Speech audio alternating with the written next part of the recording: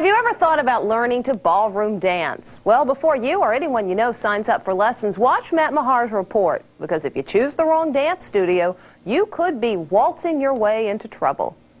Miriam Gasick is a 73-year-old widow who loves to dance. So she thought she'd found the deal of a lifetime when she signed up for 3 ballroom dance lessons for just $5 at this Roanoke, Virginia dance studio. And the young, handsome instructors she met there couldn't have been more attentive or friendly. They'll flatter you in every way. We really get to feel like they're your best friends. But Gasick says before she knew it, the cost of the lessons escalated to almost $100 an hour, and her new best friends were bleeding her dry. Here's another $6,000. Thousands of dollars. Gasick and 5 other women we talked to from the American Dance Centers told us they became emotionally hooked on the dance lessons. Then they say the instructors were almost merciless in their attempt to get them to sign up for hundreds of advanced dance lessons or outrageously overpriced trips. I hate to say this, but they almost force you to sign a contract.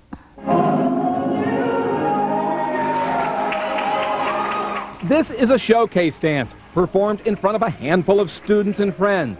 Romantic numbers like this and the lessons leading up to it cost Miriam Gasick as much as $7,000 each. And then there were the trips. Oh, those trips. We rode in limos. We stayed in the most expensive hotels. That they did, but Miriam paid for every penny of it for her and her attentive young instructor.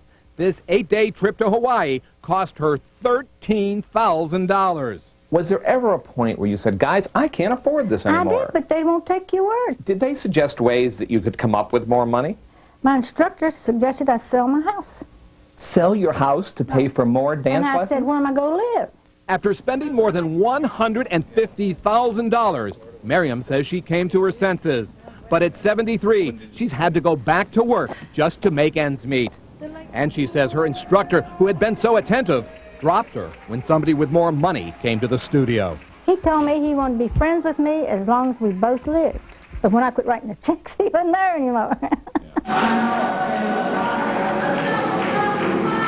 Miriam Gasick probably would have thought twice about making friends with the folks at American Dance Centers if she had known its owner, Ken Kinchin, had been among a group of con men in Florida convicted of defrauding elderly dance students out of more than $1 million. We wanted to see what it would take to become a professional dance instructor at the studio, so we sent our researcher, with a hidden camera, in to talk to Ken Kinchin. Although he had no dancing experience, Kinchin tried to hire our researcher right away. I won't say you can make $200,000 a year being a teacher. I wouldn't say you probably can make $150,000. I would say making up to $100,000 is a great possibility. Kinchin told our researcher the most important part of his job would be how he looked. Second, how well he knew the sales procedures.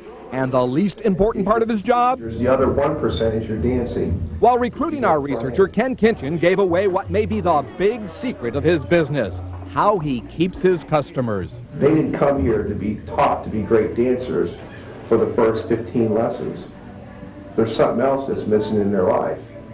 And the key is to find out what that is. And that's why they stay here. Bottom line. Kinchin, can I talk to you for a second?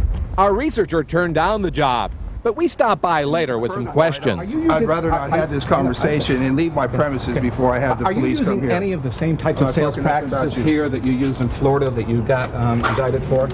Can you talk to us about that? Later, Kinchin told us he's gone legitimate, and that elderly students like this lady, 74-year-old Mavis Bailey, get what they pay for. Kinchin had her call us. She wouldn't say how much she spent, but she says she's delighted with her lessons and hasn't felt pressured by any of the polite young instructors. One way these polite young instructors make big bucks is by talking elderly widows into buying those extremely expensive dance trips. Here, one of Kinchin's top teachers, Anthony Cairns, is tripping the light fantastic in New York City with a 72-year-old widow. She's paid almost $10,000 for the 4-day trip. We tried to talk to Cairns about it. What did that cost her? Exact figures, I'm not sure. In excess of $10,000? No, About how much? not exactly sure. Well, give me a ballpark. If you're not exactly, give me a ballpark. I think you'd have to ask her. Well, I'm asking you. You're the one that charged her. Yes. You know how much it cost. What's the markup on that? 500, 600%? I wouldn't go so far as to say that. These sales practices are almost as old as the dance business itself. Lonely elderly women, emotionally kidnapped by their instructors, are spending their life savings on outrageously overpriced dance lessons and trips. It's a scam we found is going on all across the country. I think they stole my money. This is Ann Henderson. She's a 73-year-old widow living in Augusta, Georgia. Ann is still trying to get over what happened after she gave the operators of the Steppin' Out Dance Studio more than $148,000 for advanced lessons and trips. The studio abruptly closed down and the owner skipped town. Ann and her friends were left broken-hearted and just plain broke. I was a rich woman before they started picking me clean. The operators of that studio had sashayed off to a new city, Louisville, Kentucky, where authorities say they tried to pull the same scam. Two of them, Alex White and Andy Tomoljenovich, were in court 2 weeks ago, charged with fraud. How many times have you taken the life savings from an elderly widow? How many states have you operated this in? Are you getting ready to open a new studio now? While these two prepare to face the music, their former top instructor, Michael Hosal, hasn't missed a beat. He's opened a brand new studio. We first met him at the Sea Island, Georgia resort in December, where he was charging two elderly women $7,000 each for the 3-day weekend, a trip his travel agency told us sells for only $800. On Saturday morning at Sea Island, when the elderly women were supposed to be getting a dance lesson, where were the handsome, young, smooth-talking instructors? On the golf course, drinking beer. They'd planned to deceive the elderly ladies in the bar the night before. I said we skip the dance class. And tell them Andrew said it was basic, and they're not going to want to go. We can play golf. You charged her $7,000 for a weekend at Sea Island, 1 weekend. Do you know the expenses of a trip for going on? It cost $800. That's what it cost. Do you know my expenses for the whole thing? What were your expenses? No. What were your expenses for the whole thing? Just go away. Ann Henderson has little chance of getting her money back, but she hopes talking about her experience will help warn others about those who prey on the lonely and vulnerable. I wish that I had never gotten involved in it.